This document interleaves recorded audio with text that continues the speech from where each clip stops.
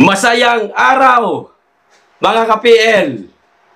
Sa wakas, nahanap ko po yaong videong sinasabi ni Vice President Sara Duterte kahapon sa kanyang press briefing, mga kababayan, na hiningan di umano si The Junior ng isang bagong graduate na kadete ng relo.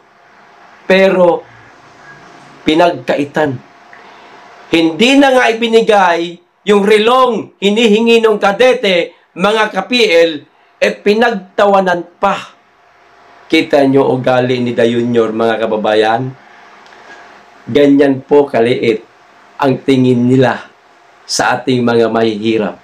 Samantala, nahanap ko naman ang isang video, mga ka-PL, na hiningan din ng relo si dating Pangulong Rodrigo Roa Duterte ng isang bagong graduate din na kadete. Pero, mga ka-PL, hindi pinagdamutan.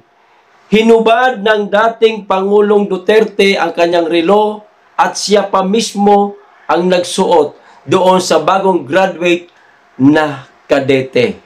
Ang pagkakaiba, mga kababayan, sino ang tunay na nagmamahal sa taong bayan? Ito bang si The Junior o yung dating Pangulong Rodrigo Roa Duterte? O ito ho ang video, mga ka-PL, ipapanood ko po sa inyo. Pero bago po natin simulan, makikisuyo lang po sa mga hindi pa po nakasubscribe. Baka naman. At paki-click na rin ang notification bell para updated sa lahat ng upload. At huwag niyo pong kalimutan, paki-like na rin po ang video. Maraming salamat. Makikisuyo lang po. O eto na. Unahin natin, mga ka-PL, etong kay The Junior. Nilapitan siya ng isang kadete.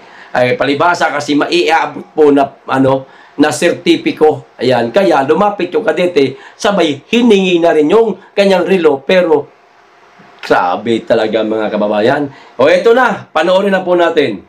Padada, Davao del Sur.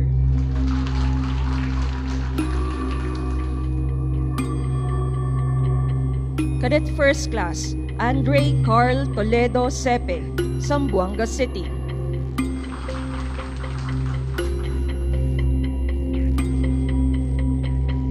Cadet First Class,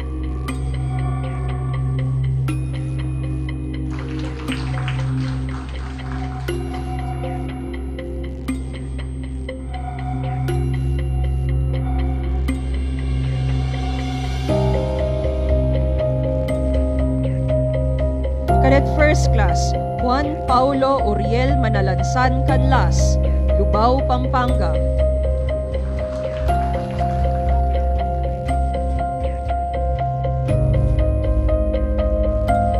Cadet First Class, Nicolo Van Bon Tagiam Ano. Napansin nyo ho, yung isang estudyante, mga kababayan, na hindi ho pinakita yung muka at hindi rin po binanggit yung pangalan niya doon sa balita at tinakpan yung mismong pangalan niya para nga naman maiwas po sa kahihiyan etong bagong graduate na kadete na pinagdamutan ni The Junior. Siya ho yun, mga kababayan. Kita niyo naman siguro sa video, hindi na lang ho pinakita yung mukha, blur na nga lang po ang nakalagay. Pero, eto na ho, mga kababayan, ang video ni Tatay Digong na napakabait ho talaga. Maluluha ka no? Habang tinatanggal niya yung kanyang relo, mga kababayan, ramdam mo na yung pagmamahal niya sa mga kadete, sa mga men in uniform, hindi lamang sila, maging sa ating lahat, hindi madamot, mga kababayan. Palibhasa, probinsyano, sanay sa pagkikipagkaibigan, pagbibigay sa mga kapwa niya probinsyanong mahihirap lamang, hindi katulad ni The Junior, mga kababayan, na lumaki man niya sa mayaman na pamilya. Hindi man yan siguro sila nagkawang gawa noon sa mga kalsada para mamigay ng mga bigas, diba? Si Tatay Digong, mga kababayan, kapag Pasko, ayan, napakahaba ng pila sa Davao City. Oo, hindi lang siguro 1 kilometro, 2 kilometro, namimigay po ng mga pang Noche Buena, yan, sa mga taga Davao. At ganun na rin po ang ating Pangulong Pangulo Inday Sara. Nako, lalo na kanyang kaarawan, namimigay din po yan ng mga pagkain. O eto na po ang video ni Tatay Digong. Panoorin na po natin. Mabalasi Class of 2019, we bid you farewell and God bless. Maraming salamat po sa inyong lahat at mabuhay ang Republika ng Pilipinas.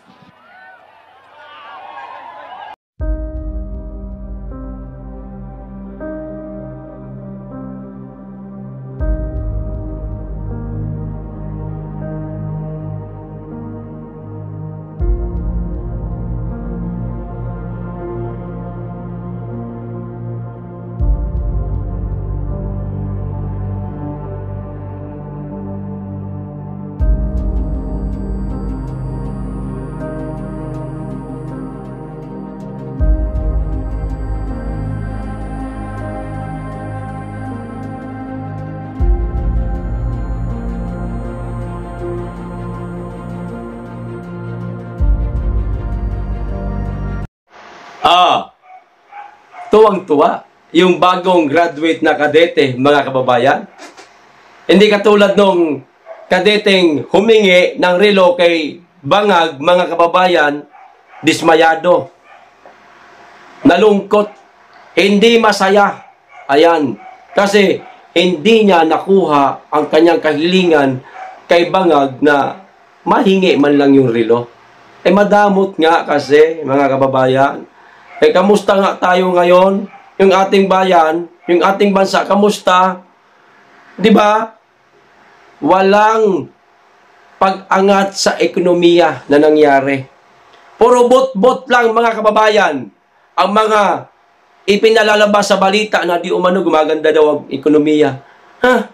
Saan na maganda? Ha? Ang dami naghihirap. Pahirap pa nga ng pahirap. Ano gaganda ang ekonomiya? Yan palang pagbenta ng ginto, mga kababayan, na 25 tons, indikasyon na ho yan ng kahirapan ng isang bansa. Bakit ka magbebenta ng ginto kung maganda ang ekonomiya mo? Di ho ba? Nagbenta ka nga eh. Parang tao lang yan, may ginto sa katawan, isinanla muna kasi walang-wala na. O wala na magamit ba? Wala pang bayad ng tubig, kurente, ganon. Ganon din ang nangyayari sa atin, mga kababayan. Tapos, lalabas sa mga balita, ganda na ng ekonomiya ng Pilipinas. Ang ganda na sa pamamagitan ni La Junior. What? Kailan gumanda? Puro nga kayo ayuda.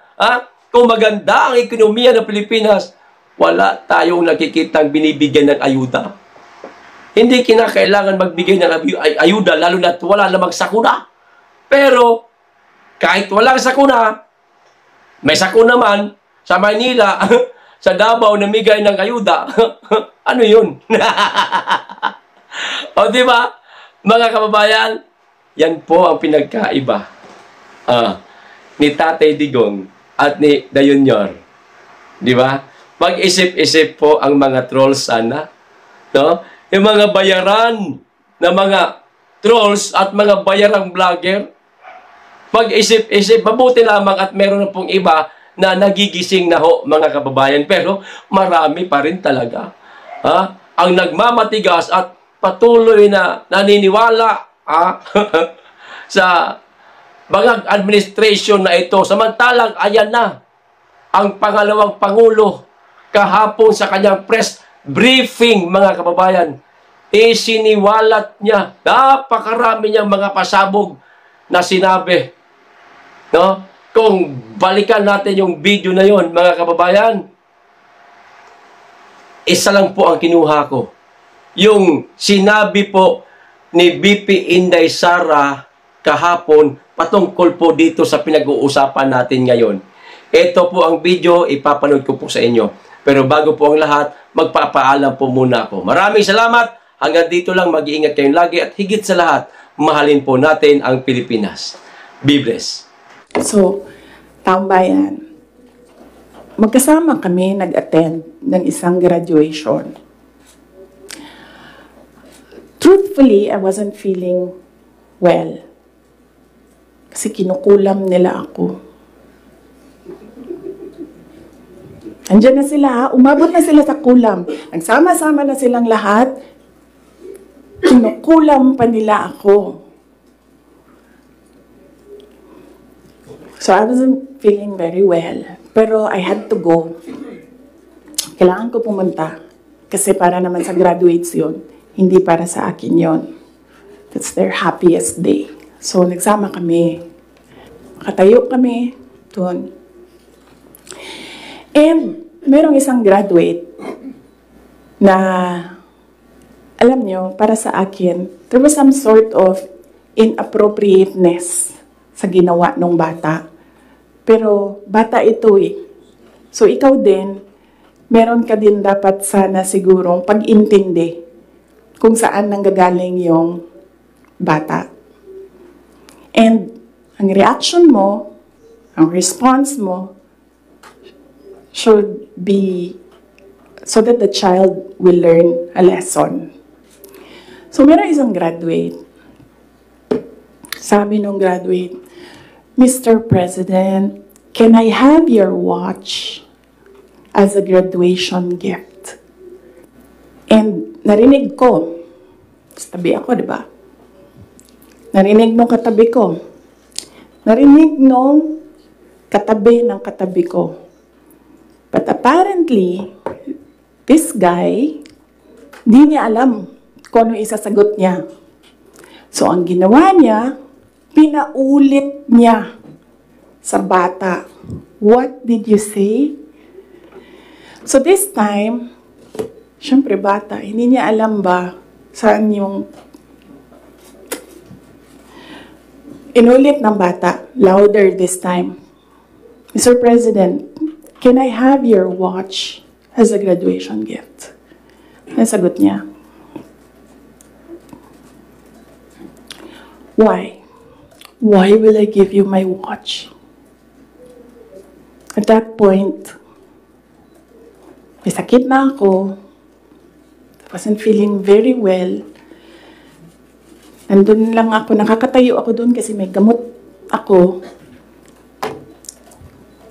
Gusto ko tanggalin yung ulo niya ba?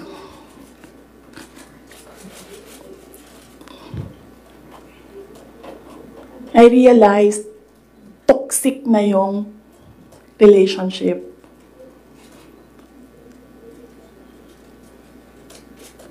And it did not help na itong dalawang katabi ko, tumawa pa. Pinagtawanan pa nila yung bata. And I saw the humiliation sa face ng bata. I wanted to help him. Gusto ko sabihin sa kanya, itong relo ko na lang, relo ito ng Vice President, ito relo ng Presidente, pero I hope this will do. And then I realized na baka mas lalong mapahiya yung bata if I do that. So I just imagined myself cutting his head. Gusto ko, ganun din ang gusto ko gawin doon sa mga katabi ko. So na-realize ko, toxic na ito.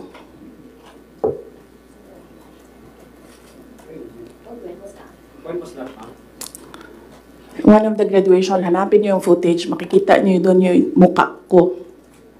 Tsaka muka niya. I-lip read niyo yung sinasabi niya. Why?